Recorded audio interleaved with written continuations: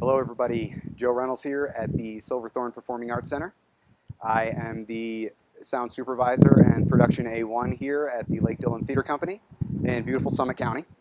I just wanted to make a video about the sound and how it pertains to musical theater, live theater in a multiplex venue. It's something that I have never embarked on before. And potentially I can give you a little bit of insight on what to do, what not to do, show you around a bit, show you some of the inner workings. Try not to say too much, but anyway, I'm very, very proud of the work that we've accomplished this summer. We did Sister Act the Musical, we did Ghost the Musical, we also did a lab solo series of 3 different performances of Buyer Seller, Grounded, which is currently running. And the next one coming up I'll also be designing is called Pretty Fire. We have done a series of Sunday cabarets. We did a remote event called Take Flight, a very successful fundraiser gala that we did at the pavilion across the street here. Na, na, na, na, na, na, na, na, na. Na, na, na, na, na, na, na, na, na. Na, na, na, na, na, na, na, na, na, na. Sing a rock and roll. Na, na, na.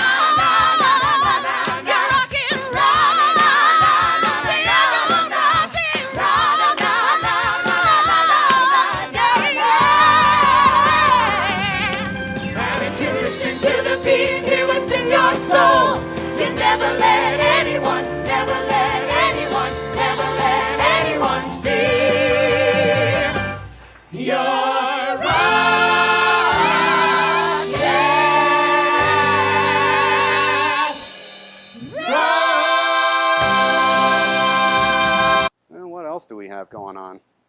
Yeah, I just wanted to show you how we're using a remote pit to feed 2 separate theaters where we have a couple musicals in rotating rep.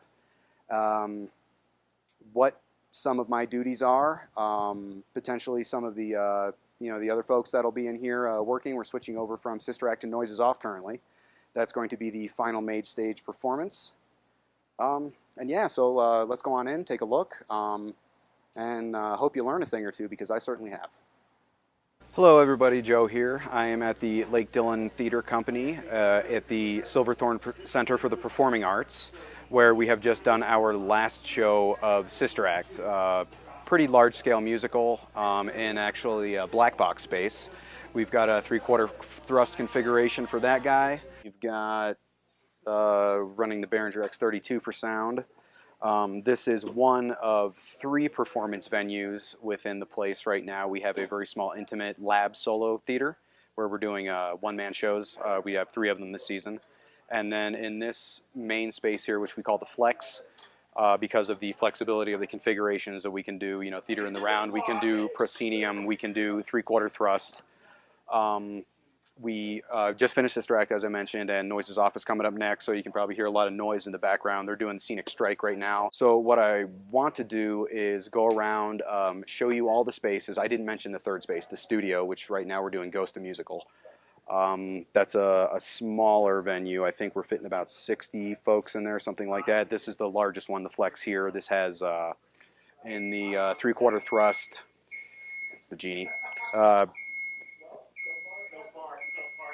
Chris, what's the capacity for this configuration in here? The new one? This one now. Yeah. 136. That's my artistic director, Chris Alleman. He said we are doing 137 here in this 3/4 thrust. And then these small solo series, the lab theater seats, I think 44 is how they have it right now, and they're doing that proscenium style right now. The show that was in there previously was Buyer Seller. If you're a Barbra Streisand fan, I'm sure you know about that play. We were doing that actually in the round, and I think we were able to hold, I want to say 55. That could be wrong. That's just the number off the cuff. Every single input is filled up on the big space here. It's not quite so many inputs in the studio space because we're running the Cat 5 and bussing stuff over there 8 at a time. And then also with the performers, there were 22 performers in Sister Act, all on lav mics. Which come in through the Flex space here, and then we toggle the antennas to the studio back behind me here to actually, get the reception that we need. the offstage singing Ghost is actually performed in here, so they can see Maestro on our video monitor, as well as I pipe the music back in here. So they get their own separate mix for the offstage singing in here, which I control remotely from the slaved X32 in the studio via the X32 app on an iPad. So I've got the iPad sitting on top of the X32 in there, and muting and unmuting and things as they need for the couple scenes in the first act where there's the offstage stuff. And this is the Flex Theater space here, and it's set up in the 3/4 configuration here. There's Ben Whitmore. He's our what's your title, Ben? Your Swiss Army knife? Yeah. Ben's a great guy. He is truly a jack of all trades. He knows admin, he knows tech, and he's also a performer. That's Travis Baldwin down there, and Lindsay. They are our electrics team. He's the ME, she's the apprentice. They are getting ready to install our new DLHD, which apparently these things potentially act up at altitude or something like that. I know nothing of lights and electrics, but that's what they've got going on right now. See, we've got the Genie wheeled in here, and they're getting down the backdrop. This is the Sister Act set. See, we got the light boxes, disco balls.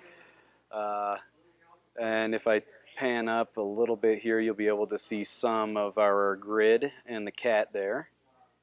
I'll be taking you up there later to show you a little better what's actually going on there. This is an SM137 that is actually a room mic, so in case for whatever reason the feed fails going down to the pit, we at least have a room mic to where they can hear that through their personal monitoring systems. There's actually this mic on here as well that I use for program feed to send over to our production stage manager, Mike, who sits right over there in the booth. And this is my front of house position where I was talking a little bit earlier. It's everyone's favorite program. Sorry about the focus there. Yeah, there's the X32, which is pretty much maxed out at this point. I think I mentioned that already, all 32 inputs, and I might have an output or two, but there's buses out going every which way. For example, these couple of these XLR guys are going, I guess they had no intention of this on our tech ledge here being in the front of house position. They were assuming that I was going to be mixing from over there in the booth, and if you've ever mixed from another room, you know what a pleasant experience that can be. But actually, this is the blue one is our male vocals, and the the purple one there is the female vocals, and they go into the patch bay on the wall over there in the booth, and they are bussed back downstairs to where Cameron and the rest of the orchestra can actually hear the singing going along with what they're doing as well.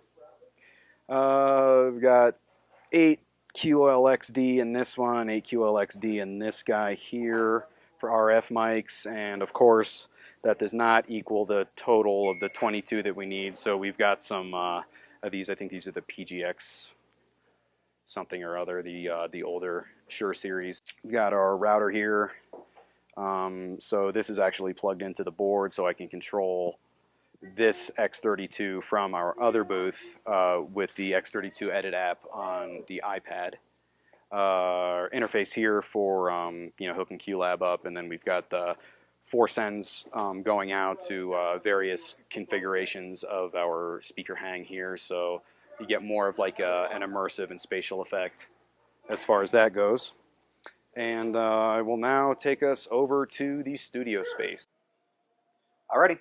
As promised, here we are in the studio booth. It's been a couple of days. I've been kind of busy, so since we last spoke and we were coming down the hall, coming into the studio booth here from the Flex and the Tech Ledge out there, I have now found a little bit more time to go ahead and show you a little bit more about Ghost the Musical. This is the one that I designed. My speaker hang configuration is 3 sets of 2, and they are essentially used as the monitors and the mains.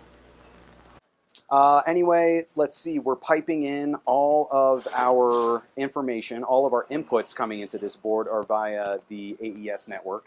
So it's just one Cat5 cable coming from the flex booth where all of our analog inputs are, coming up from the pit and coming in through the microphone receivers. So that is all not necessarily mixed over there, but that's the master console. And then this one is slave to it, and everything is bussed over here, and then I get to make whatever representation of the inputs and such on that board as I can, as much as I can over here. Because like I mentioned, I wasn't very articulate before. I went back and watched some of the video that I made, and the groups of 8 scenario that I had mentioned earlier, where within the AES network you can only do channels 1 through 8.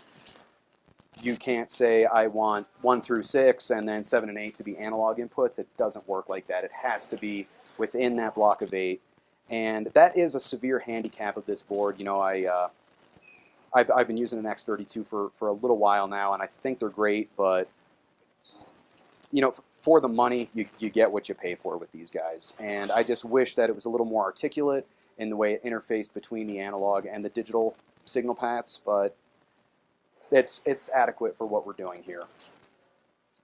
So essentially, I've got 10 microphones that I'm bringing in over here, and an additional mic for the offstage singing, which we have since I spoke to you last when I was over in the Flex studio there. I'm sorry, in the Flex Theater.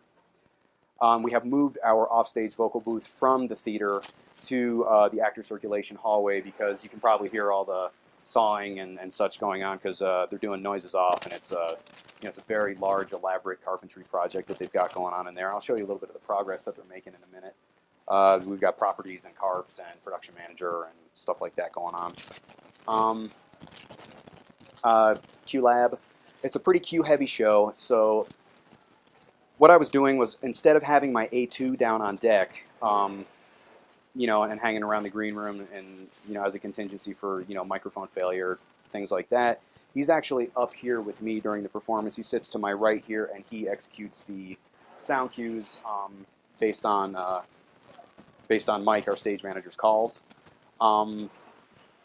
Typically, I can do all of that kind of stuff myself. You know, I can mix the band, the vocals, and all of that. But given this unique scenario where I was mixing on the X32 Edit app a mix for them over there, and I would have to bring up certain things and change, you know, who they would even need to hear the vocals over there for their cues for when they would come in, because just seeing Maestro and hearing the music wasn't enough. You can see we've got our monitor here. That's the stage. That's the space right there. You can see it's also a 3/4 thrust configuration. That is our Maestro monitor, and then we've got actor circulation hallway monitors, so we can keep tabs on them, make sure they're making it to their places on time, things of that nature. That really doesn't concern me as much as the Maestro cam does, because he is also, not intentionally, but inadvertently cueing me as well, because it really helps to see him, you know, going with downbeats and things like that. It helps me more accurately mix. And then seeing the venue too for, you know, if they're on stage, they're off stage, things like that. That's an immense help. You have to have line of sight. You can maybe be in another room, but you have to have some kind of non-latency visual setup to where you can see actors coming on, actors going off, where they are, you know, spatially, things of that nature, because you know, if there is an issue with the mix or something like that, you need to be, well, okay, take a look at the block. Maybe they couldn't hear so well because they were, you know, so far down or upstage or something to that effect, and maybe we can alter blocking, or we can alter speaker hang, or we can do something like that where they're going to be getting the best mix possible so they can deliver their best performance. We've got our amp rack over here with some of our comm stuff. Q lights, God mic, clear comms, you know, near field monitors, all the great stuff. Let's see, I'm going to take you over here so we can take a look at the access panel, which is as sparse as it possibly could be, because we are so heavily utilizing the digital network. So you can see I've got my speak-ons that are actually coming out of the amplifiers and going out to the grid out there to drive the speakers, and I've got a couple XLRs. I think that's just for some communication stuff as far as toggling between the two booths, you know, whether the announce is going to come from this booth or that booth, which is really all that's being used. You can see I got an Ethernet in there. some comm stuff. There's a TV, coax. All right, and now let's take a little walk back out here to the tech ledge. Oh, here's all my my storage and stuff like that. Mic cabinet, various cables, GAC connectors, some more mics, another little analog mixer, all my lav mics. Now that Sister Act is over with, we were starting to strike inventory and put some of this stuff away. All right, and here we are back in the tech ledge. You can see the wonderful progress that our properties and carpentry team is making over here on the noises offset. That's Andy and TJ and Jeremy down over there. Coming along quite nicely. Looks like they got some floor treatment kicking here. Travis has been hard at work, as you can see, installing all of these up here on the rail. He had quite a task striking the old grid and then putting up this new stuff. I'm sure he's not quite done just yet. All right, and here we are in the flex booth. Get the light on here. And this is kind of in a state of disarray. We are going to be getting ready to tech noises off fairly shortly, so a lot of this stuff is going to be pulled out of the rack if it's not already, like the ClearComm over here, brought down in the house, so Mike, our stage manager, can actually sit at the tech table with the designers and actually be in the studio so he can see, you know, not vicariously through a video monitor what's going on. He needs to be in there to make sure that everything's going like it should and safe and things are all copacetic. Let's see. This is the access panel where the analog inputs are actually coming up from the pit. These are, sends and returns for all the stuff coming back and forth to the orchestra pit and even to the other space, the other venue over there. There's one or two for the comm purposes. We've got, that's just more comm stuff, media player, video router, our amplifiers and stuff like that. All right, so now I think I'm going to take you downstairs and we're going to take a look at the offstage singing area that I've set up, where we've got audio and video monitoring and just a little microphone to pick up the choral stuff. Alrighty, so now here we are in the actor circulation hallway where we have set up the remote offstage singing. As you can see, I am busing a mix from what they're actually hearing in the studio, so they've got the full orchestra and the primary vocals coming through there so they can actually hear what they're singing along with. The keyboard's only there incidentally. That's where they get to see Maestro on the nice big LCD monitor there. And then right up at the very top there, I just have a single small diaphragm condenser microphone to pick up everyone. Since we're in this pretty live area, it was the first thing that I threw on there, and it was sufficient. We only have a few more performances left. I don't think I'm sacrificing anything as far as quality goes. In fact, it's a little bit more reliable having the hardwired mic rather than having the actors, be in various positions where the RF may or may not be working like it should. So now what we're going to do, here we got a bunch of props, furnitures, stretcher, the Barbarella poster, Sam's guitar, the couch that looks like his uncle's workbench, I think is what he says in the show. Right, now I'm going to take you into the actual studio space here where the production of Ghost happens. It's got a little bit of a balcony up there that they utilize a bit. Wonderful, wonderful scenic design in here. I really like it. This is the what we've been calling, I guess, the barn door, and it's also the hellmouth apparatus for when the two antagonists are dragged off to wherever it may be, depending upon what you might believe personally. Happening! No!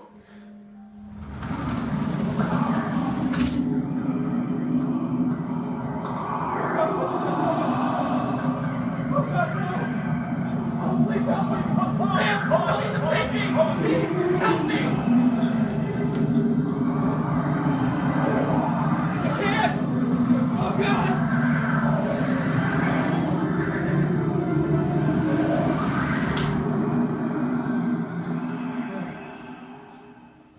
And you see our 3/4 thrust configuration here.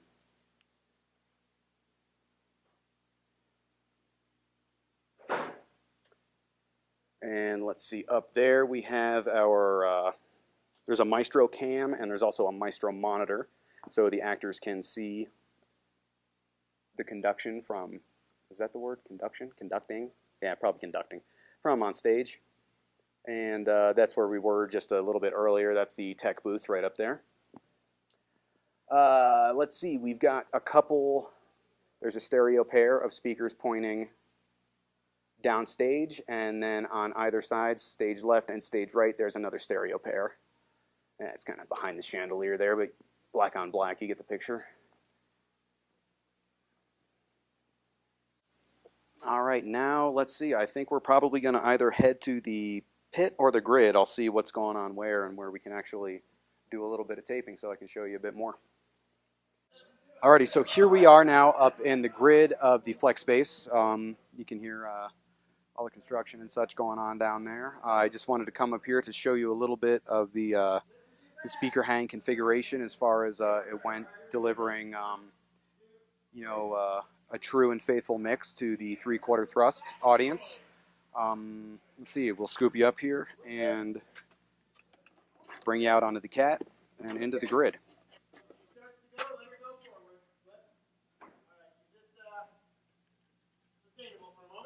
Alrighty, we can just peer over the side here for a moment. You see that they're all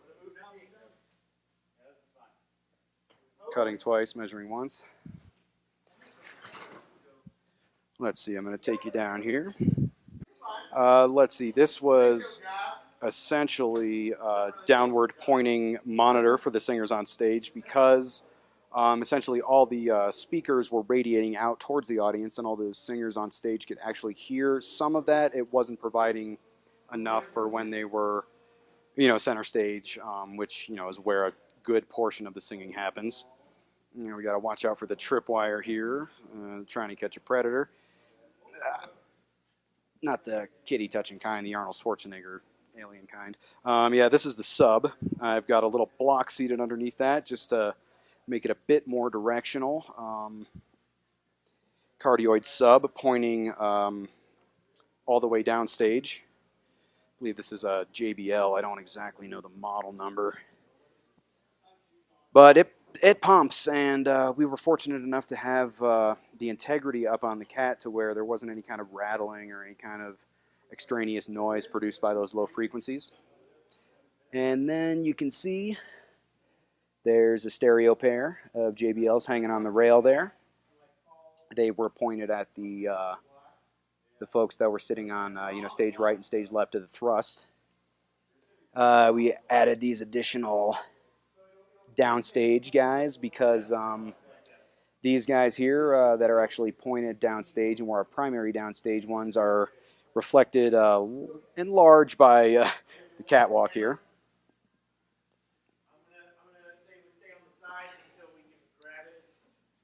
The opposite side, we'll just pan you around here so you can actually see what's going on.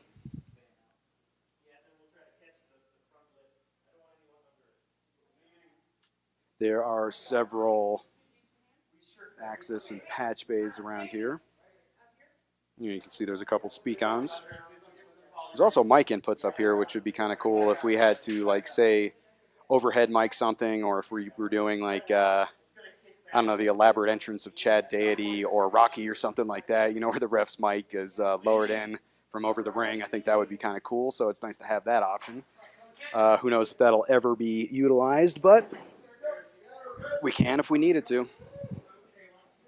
And right in there, flex booth. Down over there to the front of house position. I did have a piece of duve over that, so it didn't look so hideous when we were actually doing the performances and whatnot, but Travis, our ME, had to take the duvetine off so we could get those lights up without killing himself. But we don't have anything going on in here as far as patrons go for quite some time, so. And as you can see, that door right over there leads into the studio booth. And I think that's pretty much all that I got up here to show you.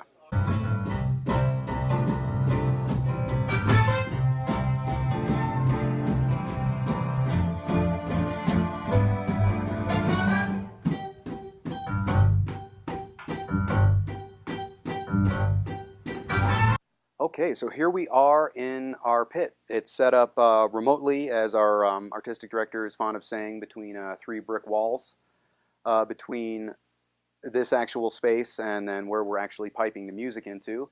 And I have been so blessed and fortunate to have the band that we do.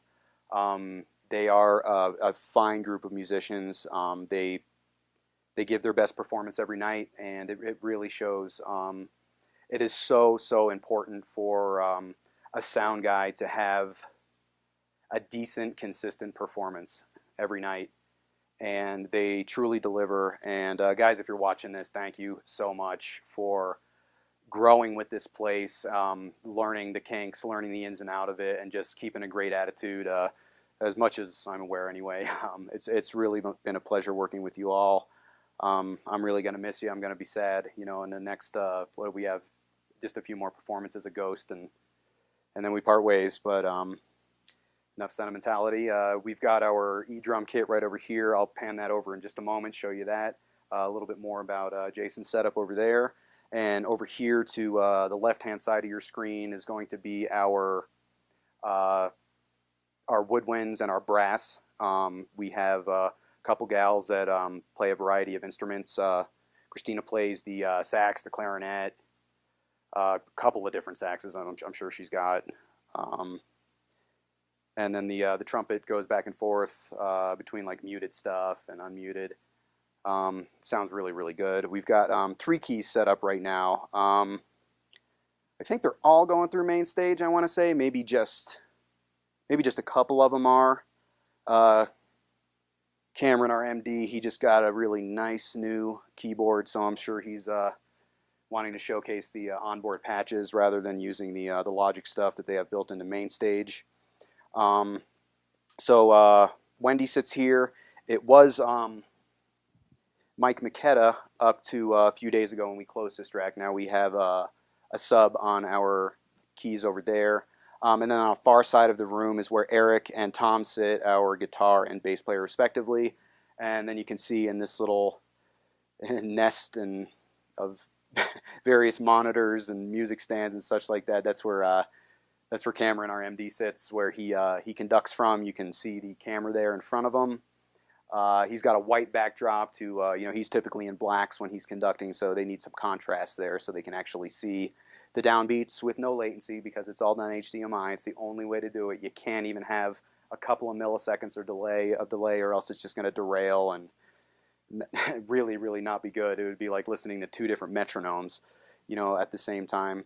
So what's really cool about what we're doing in here is I am in here so infrequently because we are using the PowerMix 16, a thing used by Behringer that was deliberately designed and set up to interface with the X32, which we've got a rack-mounted one over there on the floor by Maestro. So essentially, each musician gets to dial in their own mix of whatever is sent in there. So you go into the P16 tab under the routing of the routing menu of the X32, and you say, I want this bus or this direct out or such and such mix of those to go to this channel. And they can solo, they can mute, they can pan. They've got so many different things that they can actually do as far as making their own personal mix. If this person doesn't like that person, they can drop them out, or, if they don't want to hear the vocals, or if they need more bass, or, and then there's also like a talkback mic that I've got going through there, which is not going through any other system or room except for in here, so Maestro can cue the musicians and get them in the proper point to start the songs, the underscorings, and so forth. Right, I got this on a music stand over here, so I'm just going to try and pan it over a little bit. And yeah, we're going to, oh, that sounds great. This is where Jason sits, our drummer. He's got the Elisa Strike. It is a very new E-drum kit. I love the sounds, I love the patches, but this is actually the 2nd module we're on, and now the triggers are starting to fail. So Jason's a heavy hitter, but I mean, most drummers are, and it's not any fault of the player, but I would say that this kit is not durable enough to withstand the amount of performances and use that we're getting out of it.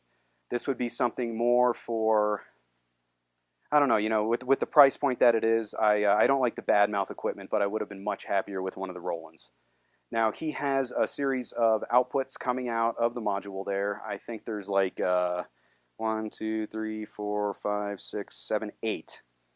So there's 8 outs. You know, just like you would typically mic a drum kit, you'd probably have, you know, 6, 7, 8, 9, however many mics on there. And then he's also got a little Roland pad that he uses to trigger various samples. He's got like hand claps in there and like, I don't know, there's like a gong, something like that.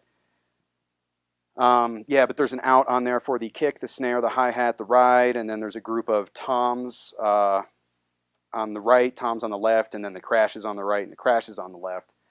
And we initially had that coming into the digital snake, which we also have the S16 or whatever that thing is that Behringer makes. That, you know, it's great because you can kind of over the AES network again with the Cat5 cable, you can you know, reduce quite a bit of your analog stuff to where you can just send on a single bus to your mixer, and you know, basically it's like doing a DCA prior to actually getting to that part of the board. You can have your entire drums on a stereo bus. You know, a couple pair of buses, pan them out hard left and right. Sounds really, really great in the house. But as we were troubleshooting the issues, which had to do with firmware updates and then firmware not being compatible with the OS on the computer to actually, you know, blah, blah, blah.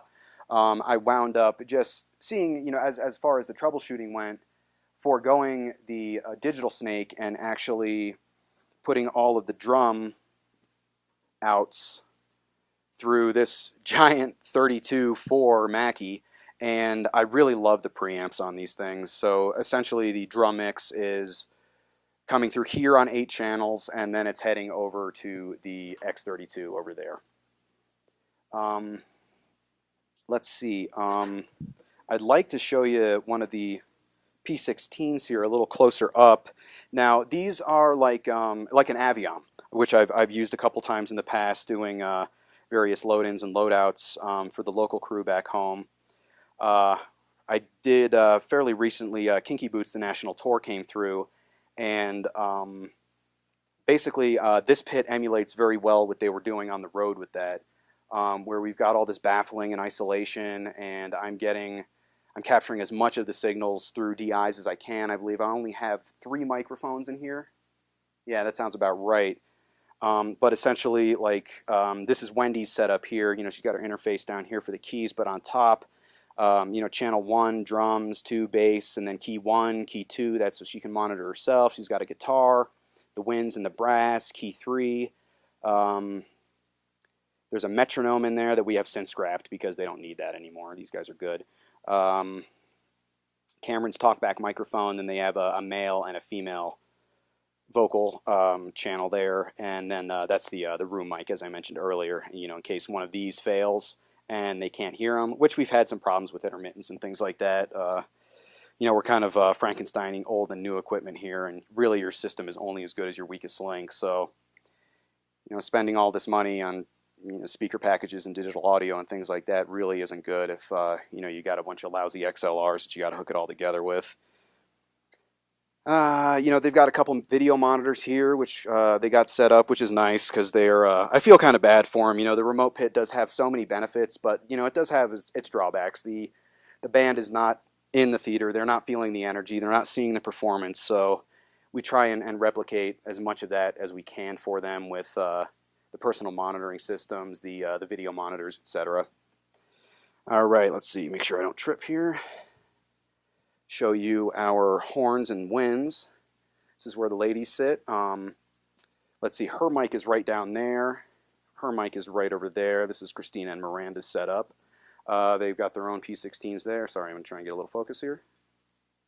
Now, part of the sound package that they bought is these Shure 137s. You can see one down there on the boom with the sock on it, and one down here. You know, she plays the trumpet down. And this is kind of to capture, because she's playing the flute, the sax, and, you know, various other reeds and such. So, to where you don't have to fiddle with the microphone in between each song as she's toggling back and forth between her instrumentation. That's kind of the best overall position that I found. That works pretty well. But the 137s, I am blown away by. I think it's a very, very fine microphone. I had not actually heard of it before until we got here, but it was part of the sound package, and I use it over here as well for Eric's guitar, his acoustic guitar, because all of his electric stuff is, he goes through his pedal board there, and he goes into a DI, and then from the DI he goes into the mixer. But yeah, I'm sorry. The 137 is. It sounds rich. It sounds full. The acoustic guitar sounds wonderful. The articulation on the brass and the winds. It's a pleasure to have. This is Tom, our God of Thunder station over here, bass player. Fine gentleman, wonderful musician. Let's see, what else did I want to talk about while we were in here? Yeah. Anyway. Now, something else that I didn't realize was you can daisy chain up to, I think it was 6 or 7 of these P16s.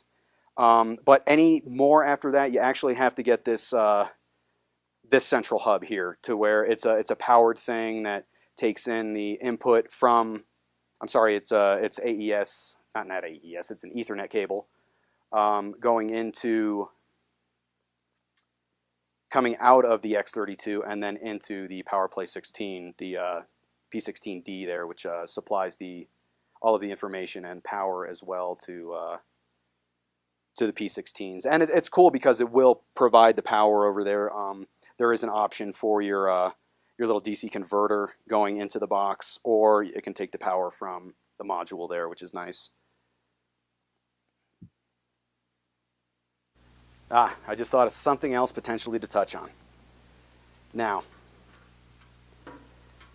we have, sorry, give me just a moment here. I'm sure we'll edit all this out, right, Joe?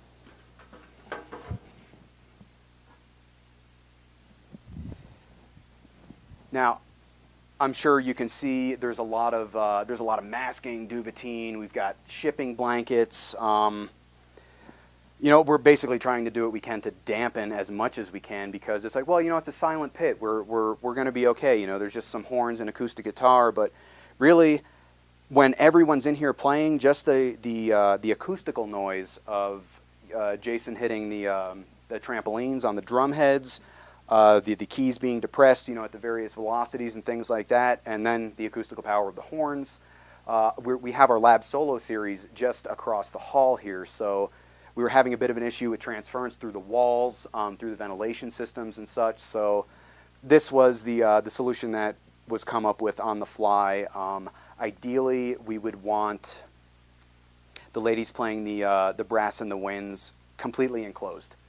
Give them a ceiling, give them 4 walls, potentially even isolating them from one another would greatly benefit me as far as not wanting to get the sax in my trumpet mic and vice versa, things like that. But still having line of sight with Maestro is critical, but just keep in mind that even though you have an electric instrument, a silent instrument, so to speak, there is some aspects to take into account when you can't completely discount the fact and say like, oh, it's a keyboard and I'm wearing headphones. You are still making some noise. I'm sure a lot of guys with E-drums in an apartment kit can attest to that. I'm sorry, with an E-drum kit in their apartment, where the beater head is still, it's still striking with significant impact, and it has a velocity sensor. So the harder you hit it, typically there's 3 or 4 where you can get a different dynamic range out of each drum. So if you're really laying into it, and the people downstairs are still going to be very aware that you're up there playing the drums, although it's not a huge like John Bonham acrylic kit that's 130 decibels unmiked, it's still making a significant amount of noise, and it's important to take into account. Just to reiterate 7 or 8 times. One other thing that I wanted to show is with Eric's setup over here, the guitarist. Now, he did bring an amplifier right down here. He's got a little PB.